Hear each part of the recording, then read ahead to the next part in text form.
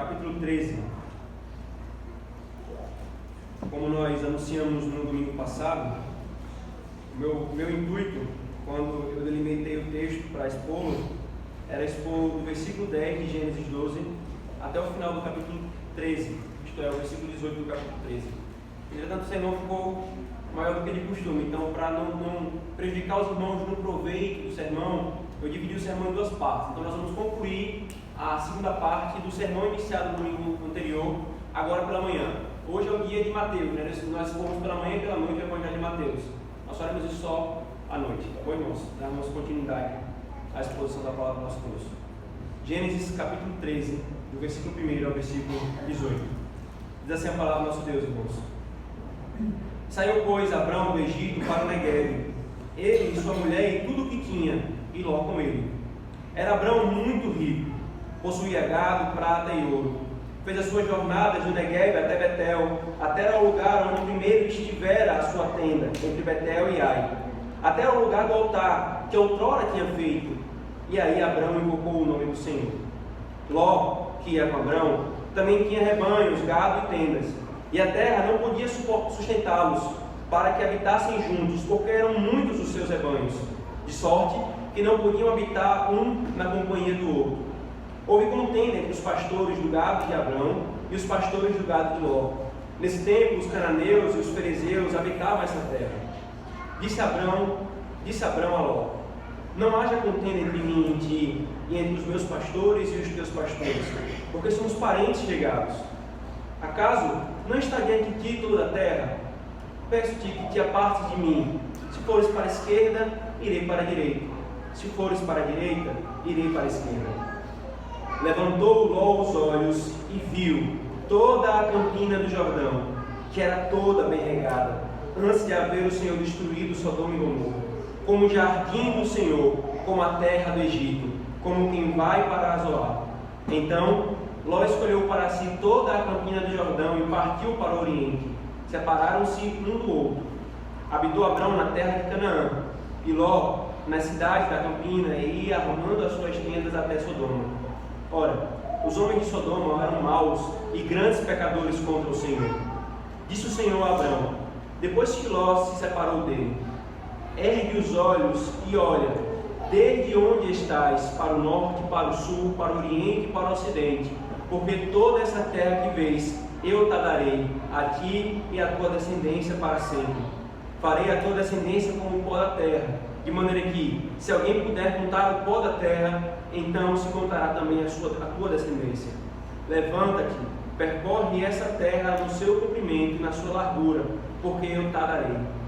E Abrão, mudando as suas tendas, foi habitar nos carvalhais de Mamre, que estão junto a Hebrom, e levantou ali um altar ao Senhor. Amém. Vamos orar, irmãos, mais uma vez, pedindo a bênção do nosso Deus. Senhor Deus, tendo nós, Senhor, teu povo, respondido à tua santa convocação, cantado e engrandecido o teu ser e a tua obra, Senhor, nós agora nos assentamos aos teus pés para ouvirmos a tua instrução, Senhor. Nós, Senhor, teu povo, temos fome da tua palavra, Senhor, como o profeta que, ao ter diante dele a sua palavra, Senhor, a tua palavra, tomou-a, comeu-a e sentiu-a como um doce mel. Assim, Senhor, nós, o teu povo, queremos ter essa experiência, Senhor. Queremos, ao ouvirmos a tua palavra, ao contemplarmos agora o teu Filho nas letras da antiga aliança, Senhor, nós nos deleitarmos nela, sermos instruídos pelo Senhor. Nós rogamos pela operação do teu Espírito Santo em nós, para nos dar fé, para nos dar amor, para nos dar, Senhor, a vida que emana da tua palavra. Nós oramos assim em nome de Jesus. Amém.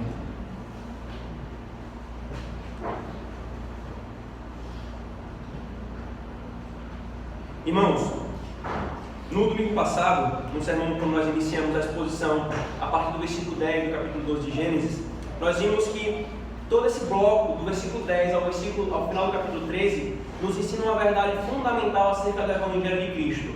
Algo que a narrativa tem nos deixado claro desde a chamada de Abrão.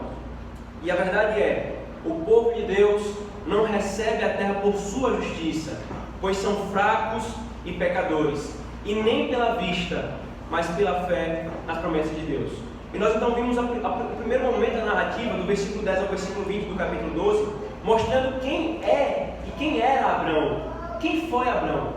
O mesmo Abrão que era idólatra, que foi chamado da terra dos seus pais, uma terra idólatra e pagã, e então recebeu a promessa do Senhor, a graça do Senhor. Esse mesmo Abrão, que é chamado no Novo Testamento de o pai da fé, esse mesmo Abrão, assim que ele pôde, agiu com descrença, agiu com medo e agiu como um covarde, um mentiroso. Esse é Abrão. E nós percebemos nesse texto anterior que pecado chamou pecado, pecado chamou pecado. Mas Deus foi favorável e gracioso com Abrão. Então, a narrativa continua. O que é que acontece após Abrão sair do Egito? Nós lembramos, irmãos, que Abrão saiu do Egito logo após o Senhor ter livrado de toda a besteira que ele estava fazendo. Mas agora, irmãos, nós vamos ser ensinados a outra verdade por trás do ensino principal desse texto, irmãos. Abrão é pecador. Abrão não recebe a terra por sua justiça. E pelo que ele recebe? Ele recebe pela promessa, andando pela fé e não por vista. Depois, irmãos, de deixar claro que não é pela justiça própria, o Senhor mostra que ele recebe a terra pela promessa, por meio da fé. E como é que ele faz isso, irmãos? O Senhor nos ensina isso por meio de uma situação entre Abrão e Ló, o seu sobrinho. E nessa situação, irmãos, nós já percebemos de início a mudança no coração de Abrão. Veja por favor o versículo 1 a 7 novamente, irmãos. Saiu, pois, Abrão do Egito para o Neguebe, e sua mulher com tudo que tinha, e Ló com ele. Era Abrão muito rico, possuía gado, prata e ouro. Fez as suas jornadas do Neguebe até Betel, até o lugar onde primeiro estivera a sua tenda, entre Betel e Ai, até o lugar do altar que outrora tinha feito, e aí Abrão invocou o nome do Senhor. Ló, que ia com Abrão, também tinha rebanhos, gado e tendas, e a terra não podia suportá-los para que habitassem juntos, porque eram muitos os seus bens, de sorte que não podiam habitar em uma campina de ouro, da companhia do outro. Houve contenda entre os pastores do gado de Abrão e os pastores do gado de Ló. Nesse tempo, os cananeus e os fariseus habitavam essa terra. Veja, irmãos, a primeira informação que o texto nos traz então é que Abrão saiu do Egito. Ele saiu do Egito para o Neguebe. Os irmãos lembram onde é que Abrão estava? Abrão vinha descendo sempre na direção do Neguebe. E quando a fome assolou a terra, por descrença, ele desceu para o Egito. Sem o Senhor ordenar, ele desceu para o Egito. E agora, depois de tudo que ele passou, ele volta para o Neguebe. Mas aqui, irmãos, antes de nós vermos o significado por trás desse texto, há um movimento muito interessante, um paralelo aqui muito claro, que nós vamos ver posteriormente em Êxodo. Abrão sai do Egito. Isso lembra vocês de alguma coisa? Há uma semelhança aqui, irmãos, fantástica entre Abrão e os seus descendentes 400 anos depois. Veja, Abrão foi para o Egito por causa da fome na terra. 430 anos depois, os seus descendentes vão para o Egito por causa da fome na terra. Abrão, irmãos, foi libertado do Egito com grandes pragas sobre Faraó. Israel foi libertado do Egito com grandes pragas sobre Faraó. Abrão sai rico do Egito com as dádivas e riquezas que Faraó e os egípcios entregam a ele. O povo de Israel sai rico do Egito com as riquezas que Faraó e os egípcios dão a ele. Há um paralelo muito claro aqui, irmãos, entre Abrão e Israel, que posteriormente será o mesmo paralelo entre todo crente que está no Egito e sai do Egito pela mão do Senhor. Ele saiu, irmãos, ele saiu do Egito. E para onde ele foi? Veja o que o texto fala. Versículo 3. Fez as suas jornadas do Neguebe. Ele primeiro foi do Egito para o Neguebe, e do Neguebe até Betel, até ao lugar onde primeiro estivera a sua tenda. Irmãos, isso aqui é emblemático. Abrão, ele saiu de onde ele estava sem a ordem do Senhor e fez o que fez. Então ele agora volta para onde ele estava em primeiro, para onde ele estava no início de tudo, irmãos. Abrão volta à sobriedade e à fé. Irmãos, Abrão voltou, se arrependeu e aprendeu. Queridos, nunca é tarde para voltarmos e nos arrependermos. enquanto há vida, irmãos, há a esperança para o arrependimento. Às vezes, queridos, nós somos imaturos, às vezes nós somos medrosos como Abrão, mentirosos como Abrão, vacilantes na fé como Abrão. Não é vergonhoso reconhecer tais erros, não é vergonhoso reconhecer tais pecados e voltar. Vergonhoso é continuar obstinado. Vergonhoso seria se Abrão continuasse no Egito, depois de tudo que ele passou. Vergonhoso seria se ele continuasse obstinado em seu coração, caminhando para longe do propósito que o Senhor havia revelado para ele. Mas ele voltou na sobriedade, voltou para o início, voltou para o começo de tudo. Irmãos, nunca é tarde para nos arrependermos e voltarmos a fazer o que o Senhor quer de nós. Mas pastor, eu já pequei tanto, eu já falei tanto. Nunca é tarde. Enquanto houver vida, você tem a possibilidade do arrependimento. Mas quando ela se extinguir, as portas fecharam. Não há mais retorno. Abrão voltou, irmãos, e ele saiu muito rico. E aqui fica claro que esse acúmulo de riqueza foi o que ele teve no Egito. Quando ele entrou no Egito, os homens deram presentes para ele. Faraó deu presente para ele para ter a mulher dele, sem saber que era a mulher dele. Quando ele saiu do Egito, Faraó deu riquezas para ele. Vá-se embora, tome, vá-se embora daqui. Ele saiu rico, porque entrou rico, recebeu riqueza do Egito e saiu do Egito rico. E aqui, irmãos, essa riqueza que ele tinha gerou exatamente uma situação entre o seu sobrinho e ele. Mais especificamente entre os pastores dos rebanhos de Ló e os pastores dos rebanhos de Abrão. Eles estavam tão ricos, irmãos, e Ló estava com Abrão o tempo todo nesse processo, que também enriqueceu. Eles estavam tão ricos que a terra já não mais podia comportá-los. A terra já não poderia mais sustentar. E veja, irmãos, veja que coisa interessante. A presença de problemas em meio à prosperidade. Muitos são tentados a achar que basta eu ter prosperidade financeira, basta eu ter prosperidade de saúde, basta eu ter prosperidade, que meus problemas estão resolvidos. O problema da minha vida é que eu não tenho prosperidade. A Escritura não ensina isso. Veja, em meio à prosperidade, briga e contenda em meio de duas famílias, Abrão e Ló. Mais especificamente, os pastores de Abrão e de Ló. Até, irmãos, os recursos não comportavam os dois juntos. O Senhor estava conduzindo tudo conforme Ele queria. Veja então o que acontece, irmão, no versículo 8 e 9.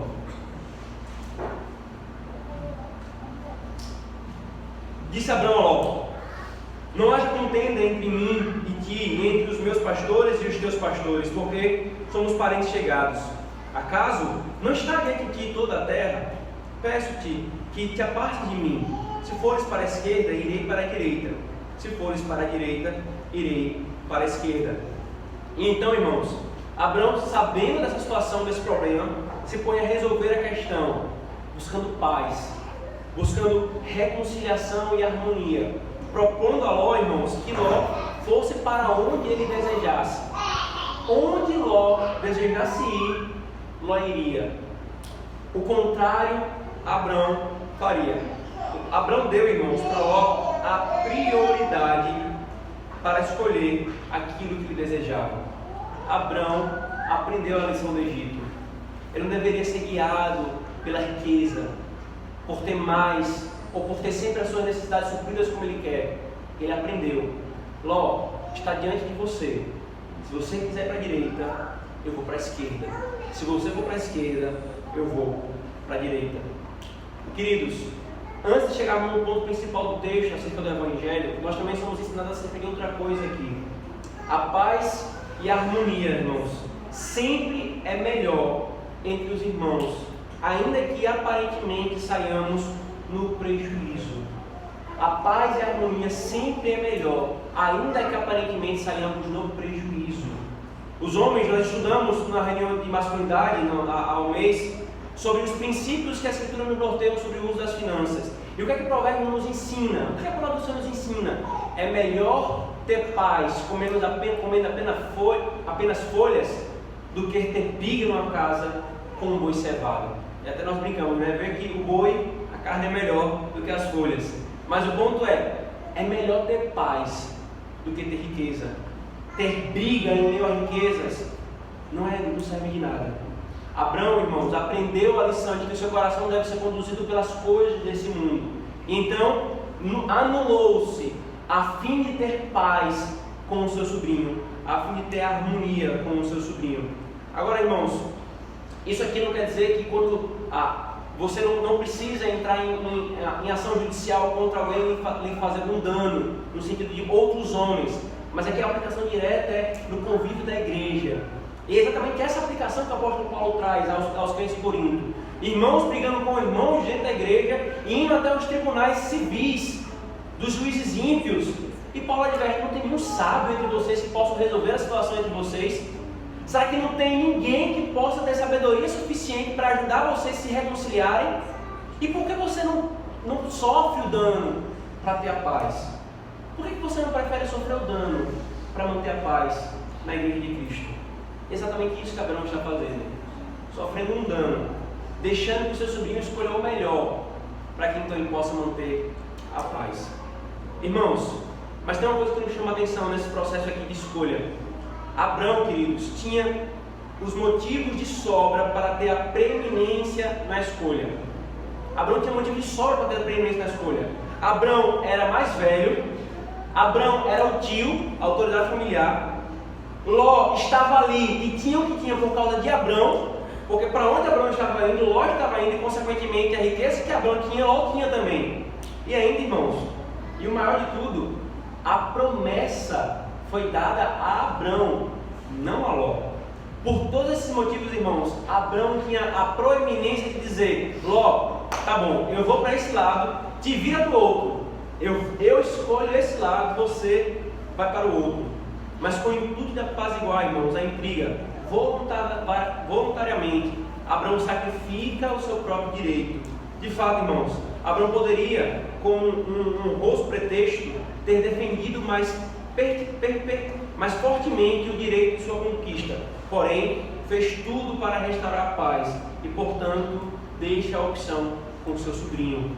Ele vai escolher, enquanto eu me anulo. Queridos, veja o que Abraão está fazendo. Ele tinha todo o direito de escolher o melhor, mas ele se anula. Ele despreza a sua glória e toda a sua honra e direito em favor daquele seu sobrinho, em favor de alguém que amava. Isso lembra você alguém?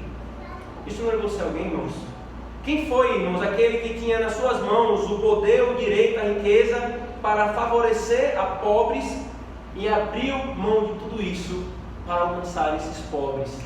Quem era aquele que estava cheio de glória e tinha todo o direito de dizer: não, eu não vou redimir esses pecadores, não, eu não vou abrir mão do meu direito de primogenitura, da minha herança que pertence a mim, Deus Filho, em favor destes? Mas Cristo, irmãos, fez exatamente o que Abraão fez e muito mais glorioso do que Abraão fez.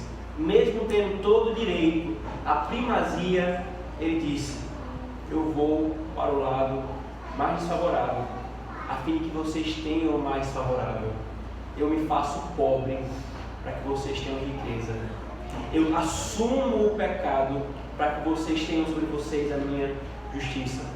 O que Abraão fez, irmãos, não lembra exatamente da obra do nosso Senhor Jesus Cristo, irmãos. Aquele que tinha todo o direito, conforme, por favor, abra Filipenses capítulo 5. Aquele que tinha todo o direito e abdicou pelo bem do seu povo. Filipenses capítulo 2, irmãos, perdão. Capítulo 2, versículo 5.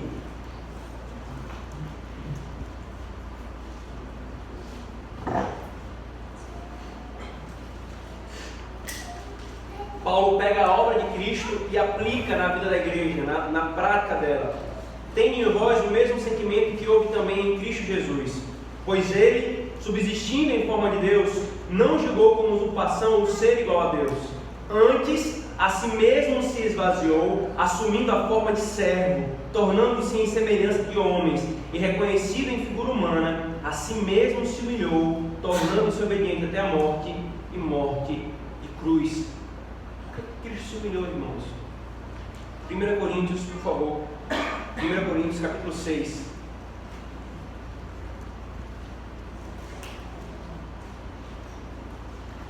Ele se humilhou, irmãos.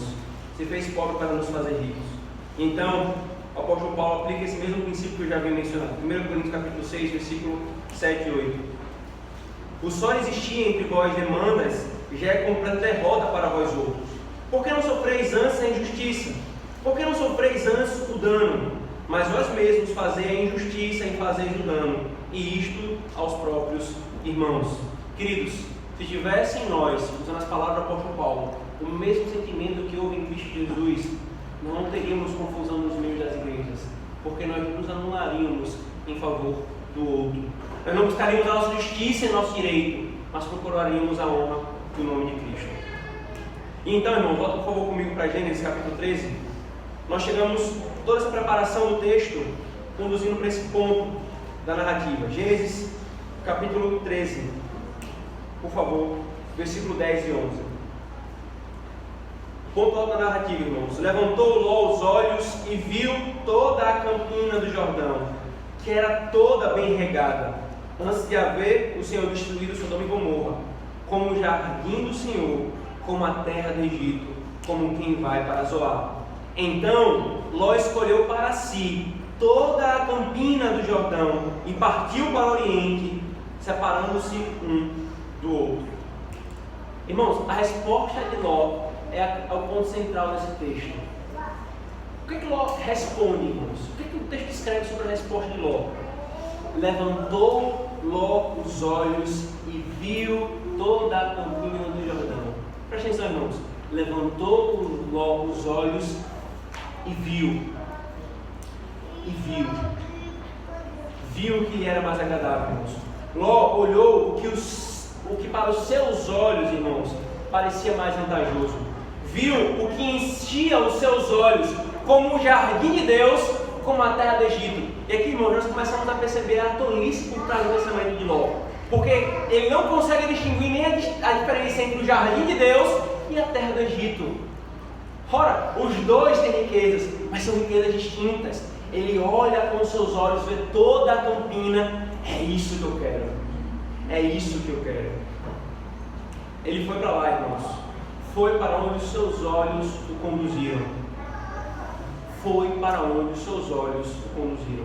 E além de se concentrar, irmãos, nós poderíamos perceber outra coisa aqui. A resposta que Ló deu. Ora, nós acabamos de ver que Abraão tinha todo o direito de escolher, de ter a primazia, mas ainda assim ele cedeu ao seu sobrinho a fim de ter paz e harmonia.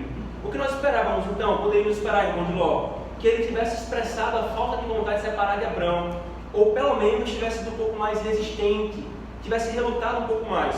Mas o texto nos diz que imediatamente Ló acatou a proposta do seu tio. Imediatamente agarrou a oportunidade. E que ele tivesse, irmãos, sido educado a ponto de ter devolvido o direito de escolha a Abraão. Mas ele agarra a oportunidade. Ele vai para onde os seus olhos conduzem. Ele segue os seus olhos para onde os seus olhos o conduzem. Mas não para aqui não, irmãos, o texto, por favor, versículo 12 e 13. Habitou Abrão na terra de Canaã, e Ló nas cidades da campina, e armando a sua tenda até Sodoma. Ora, os homens de Sodoma eram maus e grandes pecadores contra o Senhor. A narrativa não para aqui, irmãos. E o texto nos diz que Ló levantou seus olhos, viu e seguiu o que os seus olhos viu. E ele foi armando a sua tenda cada vez mais próximo de Sodoma. Abraão, por sua vez, irmãos, foi para Canaã. Ló foi armando as suas tendas cada vez mais perto da cidade. Preste atenção nessa informação, irmão, nós vamos voltar para lá depois. Cada vez mais perto da cidade, Ló foi armando a sua tenda.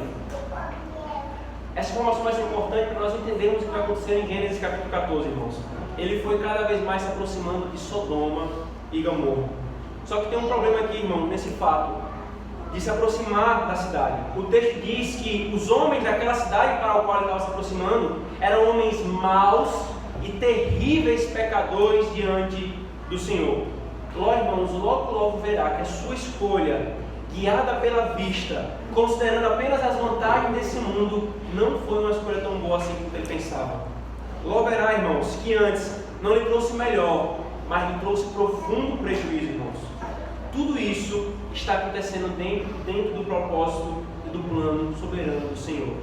Ló vê o que enche seus olhos. Ló vê a glória desse mundo. Ló vê as campinas de Sodoma. Ah, que belas campinas de Sodoma, homens maus. Ah, que belas campinas de Sodoma. Irmãos, Ló caminhou pela vista. A pergunta é: você tem caminhado pela vista também como Ló caminhou? Você julga o que é mais vantajoso para a sua vida pelos benefícios que você pode ter, pelo que enche os seus olhos, o seu coração, pelo que enche o prazer da sua carne, ou pela palavra e pelas promessas do Senhor? Pelo que, irmãos, nós somos guiados? Somos guiados pelos olhos ou somos guiados pela palavra do Senhor? Nem sempre, irmãos, o que parece pela vista melhor é realmente o melhor, irmãos. Ló parecia escolher o melhor para ele, mas estava indo na direção dos homens maus de Sodoma. E eu e você sabemos o que aconteceu depois com Sodoma e Gomorra. Mas ele escolheu o que parecia melhor para os seus olhos. Ele estava indo na direção dos grandes pecadores contra o Senhor. Somente pelos olhos da fé, irmãos, se vê o melhor. E aqui, queridos, não é misticismo não, é os olhos da fé na palavra de Deus. O que a palavra de Deus diz que é o melhor para o seu povo. O que as promessas do Senhor diz que é o que nós devemos nos agarrar e nos apegar, é a isso que nós nos agarramos e nos apegamos. Não é o que as nossas vistas têm, não é o que nossos olhos veem, mas é o que a palavra de Deus diz que é bom, irmãos. Por exemplo, aqueles que, ao escolher relacionamentos, vocações, até residências, são guiados e governados pela concupiscência de suas carnes, pelos desejos dos olhos e pela soberba da vida, e não consideram em momento algum a Escritura, e não consideram em momento algum o fim piedoso que aquilo pode trazer, que é a glória de Deus. Não podem esperar estes, irmãos, ter presença de Deus entre si, nem a bênção de Deus sobre si, mas normalmente são desapontados até mesmo naquilo que mais desejam. Irmãos, quando eu e você conduzirmos os nossos corações pela vista e não pela palavra de Deus, não esperemos ter a bênção do Senhor. Não esperemos, não blasfememos contra o Senhor dizendo: o Senhor vai me abençoar. Se o Senhor disse não, não é esse o caminho que você tem que seguir. Você tem que seguir pela fé na minha palavra, não pela vista, não pelo que enche a sua carne, que lhe dá mais prazer, mas pela minha palavra. E não é que seguir a palavra de Deus, irmão, não traga prazer, traz sim um verdadeiro prazer. O contraste aqui está entre a palavra de Deus e os desejos do meu coração. Ló levantou os olhos e seguiu pela sua vista. Quantos de nós, irmãos, não tem guiado a sua vida pela vista, por aquilo que os seus olhos lhe trazem de satisfação? Esclarecendo um pouco mais os exemplos, irmãos. Quantos não colocam na balança ao aceitar ou não uma proposta de emprego, ou estudo, ou qualquer outro tipo, que envolve a mudança de cidade, por exemplo, apenas ver se vai ganhar mais, se tem um shopping na cidade, se tem tal e tal coisa, e por último, e talvez, se tem alguma igreja fiel à palavra de Deus na qual eu vou congregar. Quando na hora de tomar uma decisão, não considera esses fatores, irmãos. Sempre aquilo que mais a nossa carne deseja. Irmão, não há problema em ter um bom salário. Não há problema passar no shopping, é muito bom. Não há problema em querer ter serviços na cidade. O ponto é, o que é que tem mais proeminência em meu coração? Aquilo que os meus olhos querem, que minha carne quer, ou aquilo que a palavra de Deus diz como sendo critério para mim decidir o que é que eu vou escolher. Ló seguiu pela vista. E a essência do Evangelho, irmão, da obra de Cristo, o nosso Senhor falou, não é que os homens sejam guiados pela vista, mas pela fé. Bem-aventurado aqueles que não viram o que eu fiz, Cristo falou, mas creem na minha palavra. Só ouvir e crer na palavra, irmãos, é muito maior bem-aventurança do que ser guiado pela vista.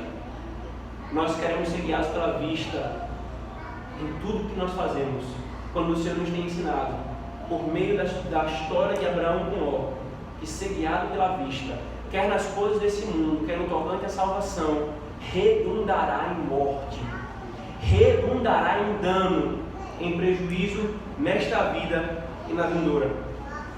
Quantos irmãos não colocam na balança apenas as riquezas, os prazeres, as experiências novas em decisões em detrimento do bem de suas almas?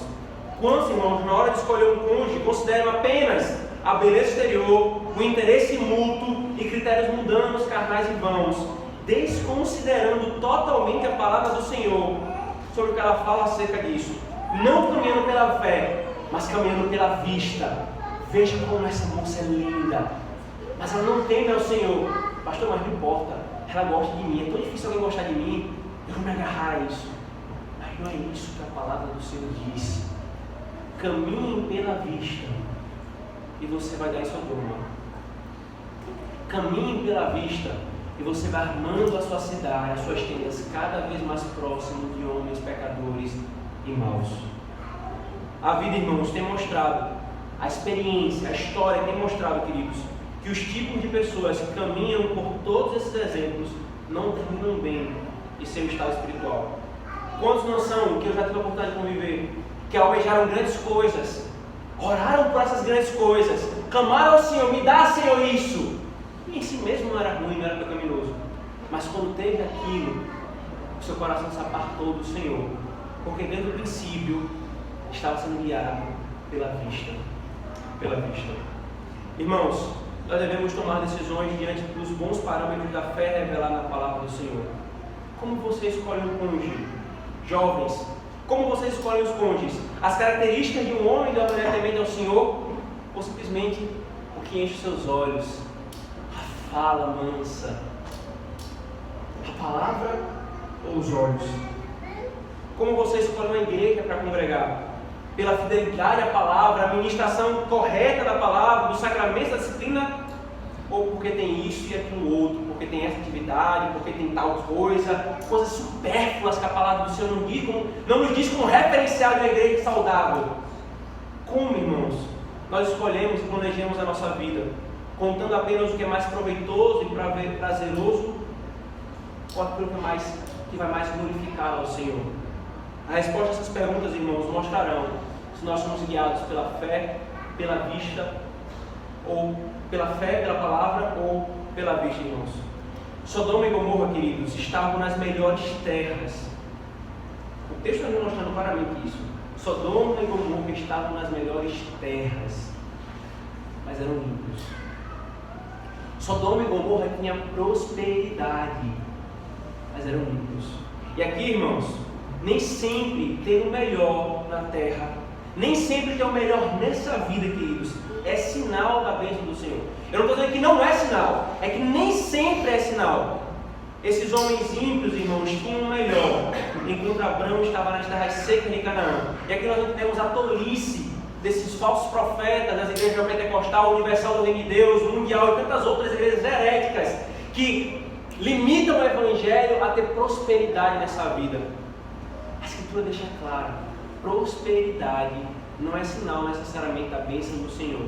Sodoma e Gomorra estavam nas campinas frutíferas, com o melhor daquela terra, mas eram ímpios e não estavam sob a bênção do Senhor, irmãos. Ló, queridos, foi guiado pela vista, não pela fé.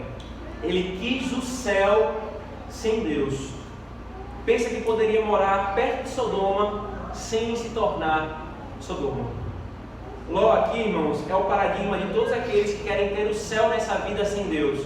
Os homens que buscam o conforto, buscam estabilidade, buscam honra, buscam glória, buscam toda e qualquer bem-aventurança aos seus olhos. Sem Deus. É o esforço contínuo, irmão, de todo o coração humano. É ter o céu sem ter o Deus do céu. O céu, irmãos, sem Cristo é inferno. O céu só é céu porque Cristo está lá com a sua presença benevolente. O inferno só é inferno porque Deus está lá com sua ira e sua justiça derramada sobre os homens pecadores. Todas as vezes que nós somos guiados pela vista, irmãos, e não pela fé, a mensagem que nós estamos passando é: eu quero o céu sem Deus. Eu quero o céu nessa terra sem ter o Cristo desse céu. Um coração cheio das coisas dessa terra, irmãos, cujas raízes estão aqui, cujas âncoras da alma está aqui firmada, cujo fundamento está aqui lançado, irmãos, sempre caminhará pela vista, desconsiderando a fé, desconsiderando a palavra de Deus. O processo é sempre esse, irmãos, do coração para fora. Se o nosso coração está aqui nesse mundo, não espere ser guiado pela fé, você vai ser guiado pela vista. Você vai ser guiado pela sua carne, mas se o nosso coração está em Cristo, escondido e guardado nele, confiado e fundamentado na sua palavra, nós seremos guiados pela fé que Ele nos dá, irmãos. Por isso, queridos, onde está o nosso coração, irmãos? Onde está o teu coração? O nosso Senhor falou: onde estiver o nosso coração, ali estará o nosso tesouro. Onde está o teu coração? O que é que na tua vida você diz: eu não vivo sem isso? O que é que na tua vida você diz: eu só vivo se eu tiver isso? O que você responder vai ser onde o seu coração está, e você será exatamente como Ló, guiado pela vista. Eu não vivo sem um filho, eu não vivo sem uma casa, eu não vivo sem tal bem, eu não vivo sem um emprego, eu não vivo sem tal coisa. Aquilo que você responder é onde está o seu coração, é ali que está o seu tesouro. E a angústia, irmãos, e o desespero tomará conta se nós não tivermos o que a vida nos tem para oferecer. Aprendamos, irmãos, a olhar a vida com fé na palavra e através da promessa de Deus. Sermos guiados pela Escritura, pela revelação entregue da parte de Deus no nosso coração. Ser guiado pela fé, não pela vista. Esse é o fundamento do Evangelho, irmãos. Esse é o fundamento da vida cristã. Mas há um contraste aqui posto no texto, irmãos. Por favor, veja o versículo 14 a 18.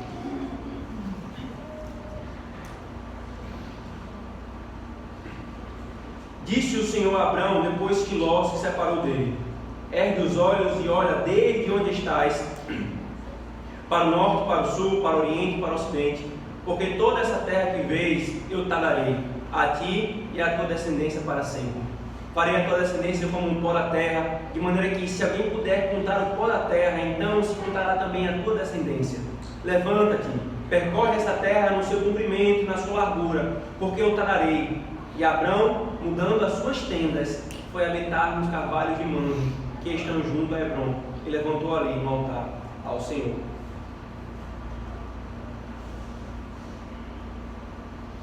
Queridos,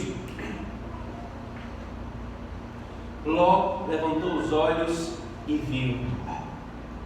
Com Abrão, Deus chega para ele e fala: Abrão, levanta os olhos e vê. Levanta a tua cabeça e olha para a promessa. Veja o que eu prometi. Veja o que eu te dei, irmãos. Veja o que eu te dei, Abrão. Se Ló levantou os seus próprios olhos para caminhar pela vista, Deus levanta os olhos de Abrão para ele contemplar o que não era dele, o que ainda não tinha nem terra, nem filho algum, simplesmente para que ele caminhasse pela fé. Abrão, levanta os olhos, olha toda essa terra. Ela não é sua ainda, ela é só por promessa. Eu te darei, eu a darei a você. Abrão, seu sobrinho está indo embora, mas eu prometi a você um filho. Olha para a promessa, Abrão. É com os olhos da fé, Abrão, que você caminha. Lembra o que você fez no Egito, Abrão? Lembra o que você fez? Você é digno. Caminhe pela fé, não pela vista. Ele reafirma, irmãos, o Senhor reafirma a promessa que havia feito, para deixar claro: o povo de Deus não recebe a promessa por sua justiça, pois são fracos e pecadores, e nem caminham pela vista, mas pela fé na promessa de Deus. Ló, irmão, seguiu pela vista. Abrão, por sua vez, é novamente chamado a confiar na promessa. Pareceu prejuízo a perda aos olhos carnais. Pareceu prejuízo a Abrão. Ló escolheu o melhor. Pareceu prejuízo a Abrão. Eu perdi o meu sobrinho. Aos olhos carnais, Ló havia escolhido o que era aparentemente melhor. Abrão anulou-se pela paz. Perdeu a presença do seu sobrinho querido. Mas Deus consola Abrão com a promessa. E depois ele vê o fim que o seu sobrinho levou. O fim daqueles que são guiados pela vista. Queridos, Deus consolou Abrão com a sua palavra. para nos mostrar que o remédio da palavra de Deus foi então trazido para aliviar a dor de Abrão. E assim ele nos ensina, irmãos, que o melhor remédio para o alívio e a cura das tristezas e angústias das nossas almas encontra-se na palavra de Deus. Não é em outra coisa nessa vida, irmãos, é na palavra de Deus. As promessas de Deus, irmãos, é que nos consolam no meio de uma geração que caminha pela vista, no meio de uma geração, irmãos, que caminha pelo que vê, pelo que sente, pelo que deseja, pelo que toca, pelo imediato. Mas a geração dos filhos de Deus não caminha pelo que vê, pelo que sente, pelo que toca, pelo imediato, mas pela paciência, para herdar aquilo que Cristo prometeu na consumação dos séculos, mas pela fé, crendo na palavra de Deus, mas pela piedade e não pela carnalidade. É a palavra de Deus, irmãos, que consola-nos uma geração cujo consolo é sempre tirado de algo nessa vida e no final não consolará. Como é, irmão, das pessoas que estão angustiadas, elas vão se parecer como? Vão se parecer em comida, vão se parecer em compras, vão se parecer em prazeres sexuais, sempre alguma coisa para suprir a angústia do seu coração, porque algo lhe foi tirado, porque não teve o que queria. Quando a palavra de Deus diz, o que supre a necessidade do nosso coração não são as coisas dessa vida, é a minha palavra, é o meu Cristo, é a minha obra sobre você. Mesmo Abraão, irmãos, tendo aparentemente perdido algo, Deus consola-o, lembrando da promessa. Abraão, você não escolheu o pior. Abraão, eu prometi a você, e Ló foi debaixo da minha providência, porque os filhos de Ló e Ló não herdarão a terra. Quem herdará a terra são os teus filhos, Abraão, são os teus filhos.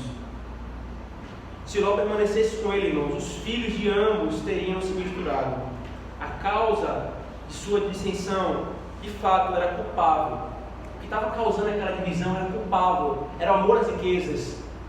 Mas o Senhor, segundo a sua infinita sabedoria, conduziu tudo aquilo e converteu para o bom propósito da sua soberana vontade. Ló, irmãos, não deveria herdar a terra. E assim devemos interpretar a providência de Deus, executando os seus decretos, mesmo em meio aos pecados dos homens. E a promessa, irmãos? Qual é a promessa então que consola Abraão? Primeiro, a promessa da descendência, que será como o pó da terra e como as estrelas do céu, incontáveis. Senhor, eu não tenho nenhum filho ainda. E aquele que estava mais próximo de mim, que era Ló, foi-se embora. Eu prometi um filho a você. E desse filho você terá tantos descendentes, que se você puder contar o pó da terra, você vai poder contar os seus descendentes. Você vai poder contar os seus descendentes. A promessa, irmãos, a palavra de Deus era o repouso de Abraão.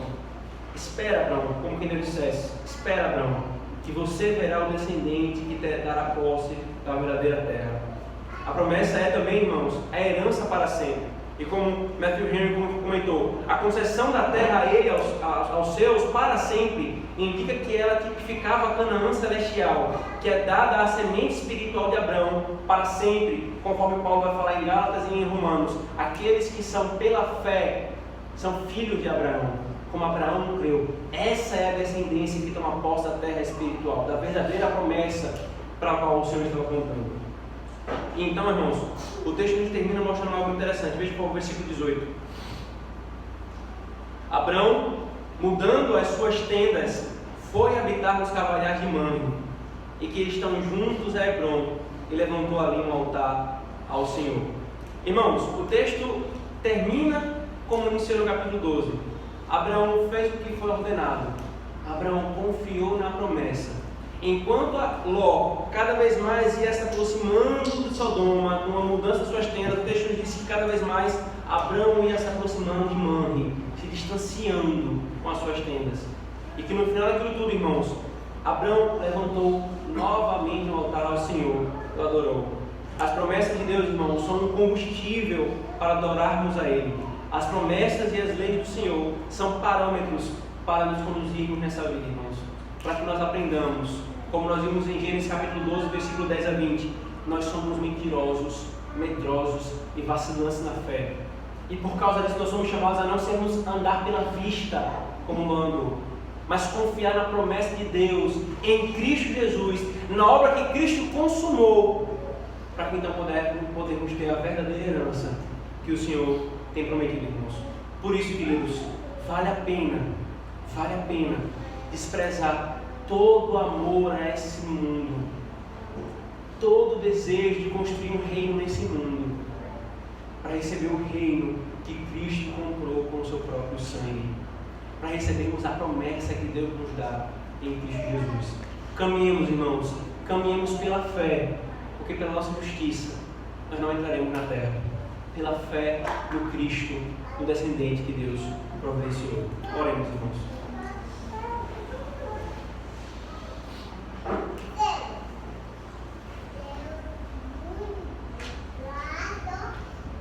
Senhor Deus, muito obrigado pela Tua palavra, pela Tua graça, pela orientação que recebemos dela, Senhor. O nosso coração, Senhor, é continuamente levado a sermos conduzidos pela vista, Senhor. Nós queremos o que nos parece melhor, o que agrada mais a nossa carne, o que vai nos trazer mais alegria carnal e momentânea, Senhor. É por isso, Senhor, e não é à toa que continuamente nós preferimos ao pecado à santidade, Senhor. O que está por trás disso, Senhor? O que está por trás dessa escolha contínua ao pecado ao invés da Tua palavra e a santidade? É porque nós somos guiados pela vista, Senhor. Nós olhamos para o prazer que o pecado pode nos dar e nós seguimos ele pela vista. Senhor, nos perdoa por isso e nos dá graça de caminharmos pela fé nas Tuas promessas e não pela vista daquilo que parece melhor, pela vista da carnalidade, Senhor. Nós oramos assim em nome de Cristo Jesus. Amém. Irmãos, coloquemos de pé.